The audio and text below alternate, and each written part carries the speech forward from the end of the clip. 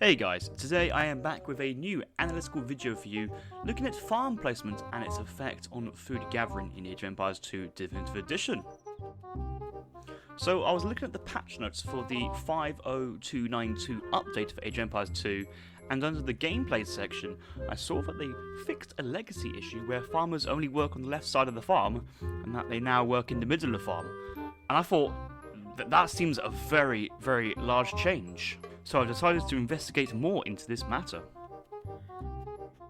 So I've set up a scenario where I have 8 villagers farming around the town centre, 4 of the farms are placed adjacent to the town centre, and 4 farms are placed into the corners.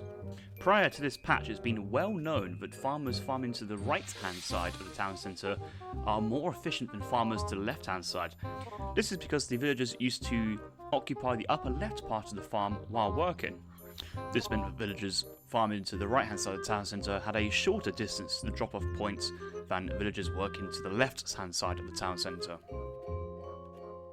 Post patch, the farmers stand in the middle of each tile of the 3x3 tiled farm while working instead of the upper left corners of the tile space as before.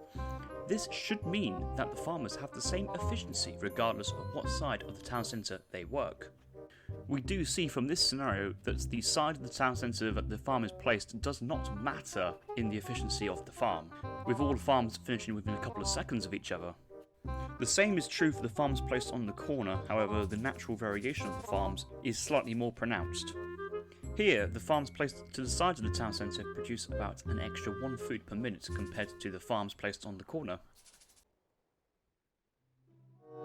So how do farmers work? What is behind this natural variation of villagers working on the farm? I have set up 2 villagers working at the side of a mill on a farm, where I've counted the number of tiles visited by each farmer during the lifespan of the farm. Each villager visits 4 tiles before dropping their resources off at the mill. When I was observing these 2 villagers, I noticed that they've taken completely different trajectories of how they go about their farming, and it appears that each farmer does not have a set pattern of how it farms in between each visit to the mill.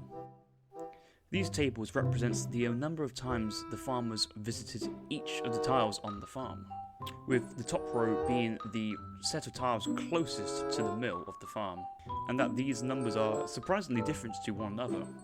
However, this doesn't take into the account the path taken and the distance walked for each of the farmers.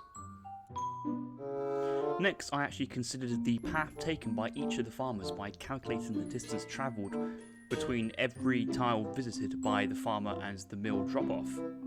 When I calculated these distances, I assumed the mill was an extra tile to the side of the farm instead of a hard boundary, so some of these longer distances have maybe been over-exaggerated in this calculation.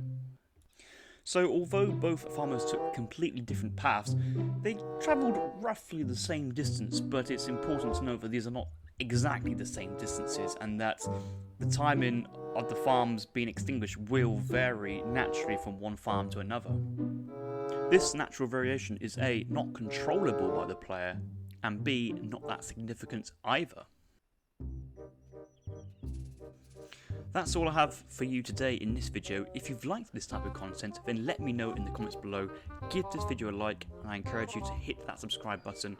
I'm currently planning to release analytical and analysis content for both Age of Empires 2, Age of Empires 3, and Age of Empires 4 when it's released later this year, which I'm very excited about. See you in the next video.